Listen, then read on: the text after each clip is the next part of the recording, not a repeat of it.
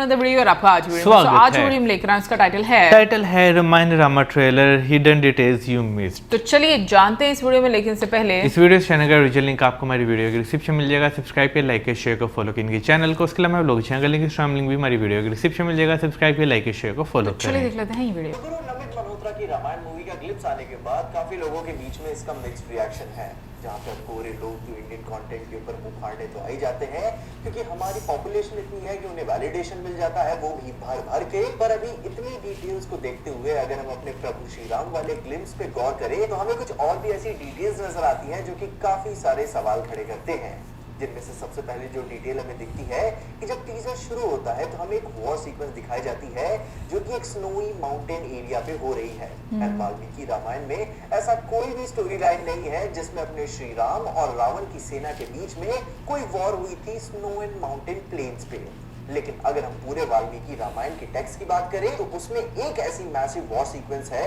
जो snowy mountains पे take place करती है, परंतु वहां अपने श्री राम के साथ कोई लड़ाई नहीं होती, लड़ाई होती है रावण के साथ। एंड वहां वाल्मीकि रामायण के उत्तरकांड यानी कि उनके लास्ट बुक में ही ये डिटेल आती है, क्योंकि जब कुबेर को रावण के अत्याचारों के बारे में पता चला था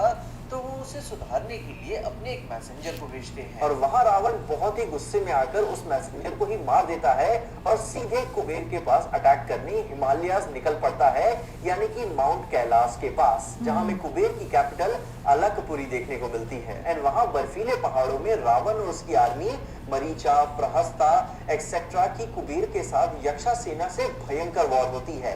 तो उस सीन में जो स्नो जायंट दिखाया गया है ये उसी वॉर का एक छोटा सा हिस्सा महसूस होता है, विच सॉलिडिफाइज द थॉट कि नमित मल्होत्रा और रावण की बैडैसेरी शुरू से ही स्टैब्लिश करने वाले हैं। जैसे कि एवेंजर्स में थैनोस था कि मूवी का इंट्रो सबसे अपने बड़े डेंजर को स्टैब्लिश करके आता है, एंड देन फिर उसके बाद आखिर में अपना मेन विलन फुल फॉर्म में आएगा मां सीता का हरण करने के लिए, जहाँ पर फिर उसके बाद एक सिनेमैटिक शॉट हमें देखने को मिलता है जो कि प्रोबेबली श्री राम के बाल अवस्था के खत्म होने के बाद युवा अवस्था का पहला इंट्रो शॉट होगा, जहाँ हमें रणबीर कपूर देखने को मिलेंगे एज लॉर्ड राम, जिसके बाद एक बैक शॉट आता है और अपने श्री राम चलते हुए नजर आते हैं, जहाँ पे अयोध्या के लोग उनके ऊपर फूल फेंक रहे हैं, जो कि भाई पूरा मूवमेंट देंगे अपने श्री राम को बिल्डअप करने के लिए, एंड कैसे अयोध्या में वो उनकी लाइफ रहती है, कैसे उनको लोग प्यार करते हैं, किस तरीके का राजा माना जाता है, ये सारी चीजें हमें देखने को मिलेगी। एंड फिर उस पूरे मोमेंट का टाइम लेने के बाद एक प्रॉपर तरीके से फेस रिवील होता है रणबीर कपूर का, एंड वो उसी बिग रिवील का पार्ट होगा, क्योंकि अगर उनके वस्त्रों को ध्यान में दे तो ये उन्हीं सीक्वेंस का पार्ट है, एंड पूरा मोमेंट दिखाया जाएगा। एंड जहाँ पे ये चीज तो देख के समझ में आती है कि ये सीक्वेंस अयोध्या में राज्याभिषेक के वक्त वाला सीन है, जहाँ पे राजा दशरथ श्री राम को अयोध्या का राजा घोषित करते हैं।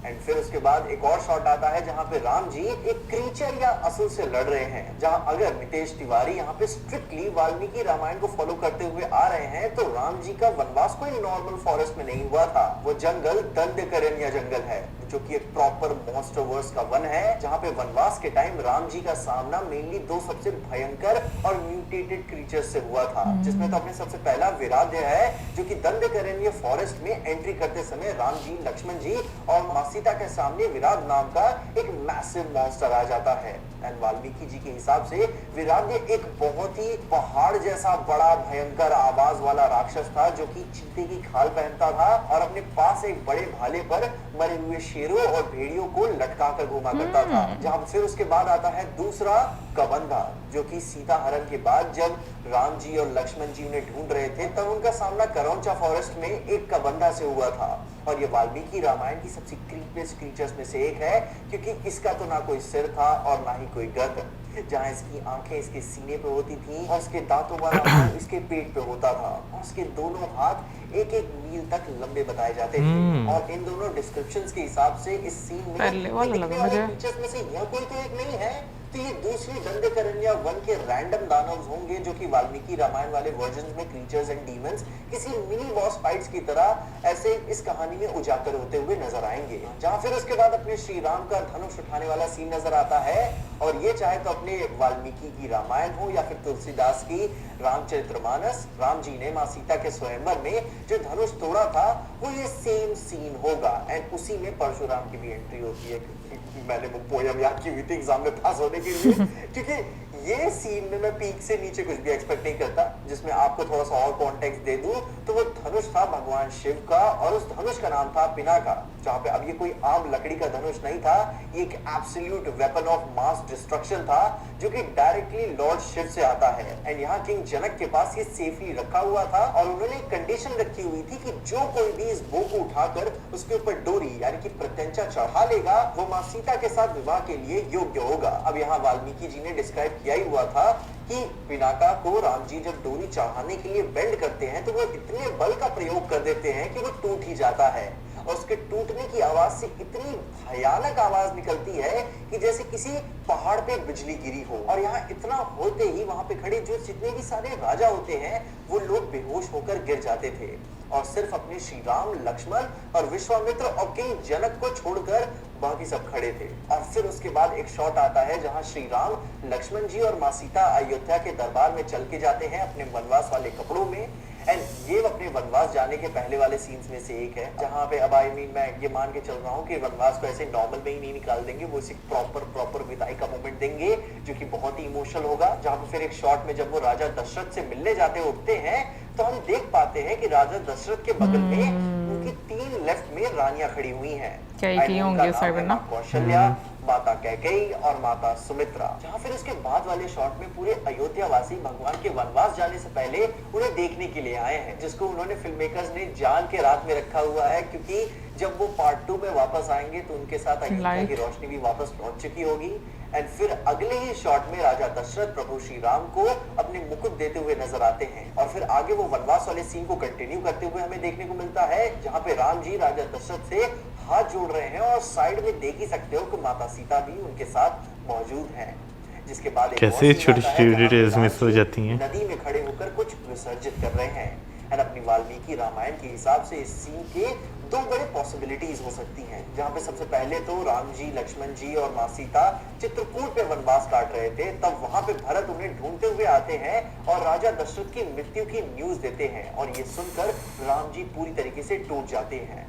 वाल्मीकि रामायण के वर्जन के हिसाब से वाल्मीकि रामायण में राम जी नदी यानी कि मंदाकिनी रिवर में जाते हैं और अपने पिता के लिए जलांजलि और तर्पणा करते हैं, वो भी अपने फॉरेस्ट डाइट एंड पिंड बनाकर अर्पित उन्हें करते हैं। जिसके बाद एक दूसरी भी बड़ी एक और पॉसिबिलिटी स्ट्रॉन्ग बनती है कि जब रावण मां सीता को किडनैप करके ले जाता है तब जटायु उन्हें बचाने के लिए पूरी कोशिश करता है और वो उनके बीच में अपनी जान खो बैठते हैं। और अपनी वाल्मीकि रामायण में राम जी जटायु को एक पक्षी की तरह ही नहीं देखते बल्कि अपने पिता के स्वरूप भी मानते थे, और जब जटायु की डेथ होती है तो राम जी अपने हाथों से उनका दाह संस्कार करते हैं एंड गोदावरी नदी में उनका तर्पणा करते हैं। जिसके बाद इसी टीजर में आगे ग्लिम्स में हमें नजर भी आता है कि एक शॉट में देखने को मिलता है कि बहुत ही बड़ी सी चिता जलाई जा रही है, जिसमें अपने श्री राम और लक्ष्मण जी खड़े हैं। अपने श्री राम थोड़े से गुस्से में भी हैं और उस चिता के ऊपर कई सारे वल्चर्स घूम रहे हैं, जो कि पूरी तरीके से बताता है कि वो जटायु की ही चिता जल रही है वहां पे।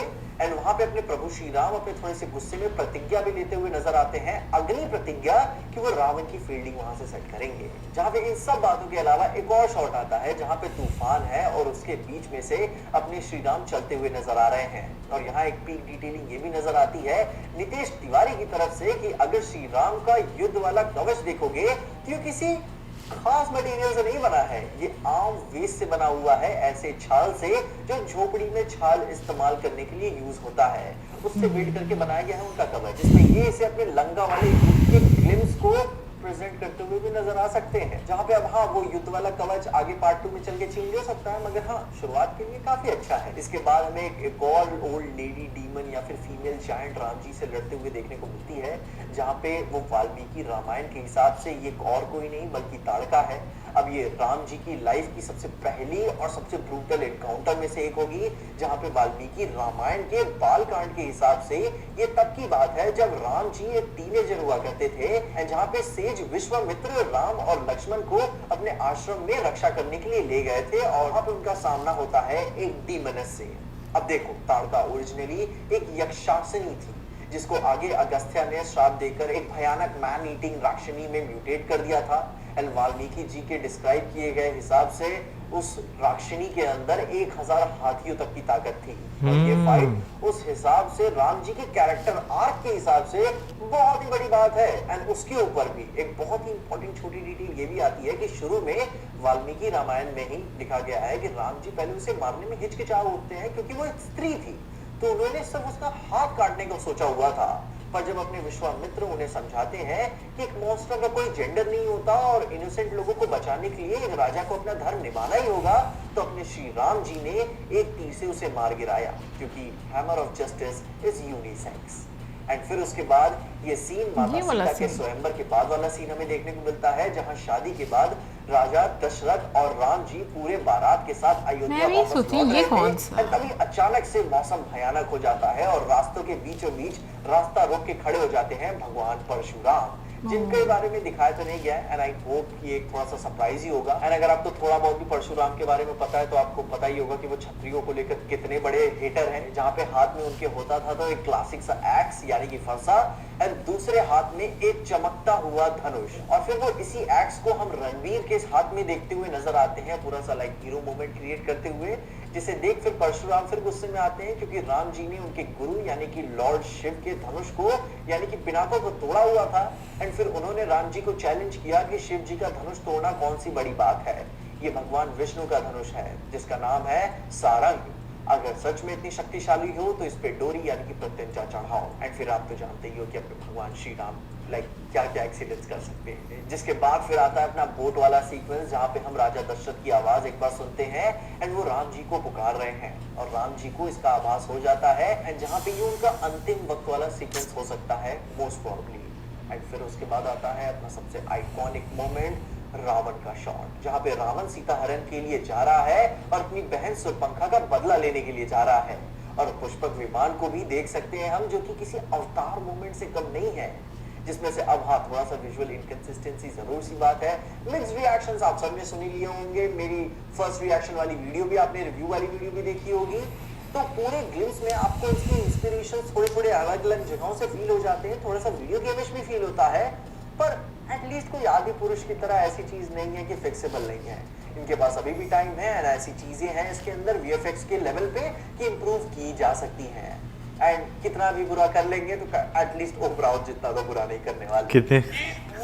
अच्छा। बाकी इन्हीं सारी बातों के साथ मैं अपनी अगली वीडियो में और भी डिटेल्स के साथ लौटूंगा। आप अपने ओपिनियंस बताइए कि आपने इस ग्लिम्स में क्या नोटिस किया एंड आप क्या सोचते हैं कि अपने पार्ट 1 में कहानी रामायण की कहां तक जाएगी। उनके बारे में अपने ओपिनियंस, अपनी राय मुझे कमेंट से जरूर बताइएगा और तब तक के लिए देखते रहिएगा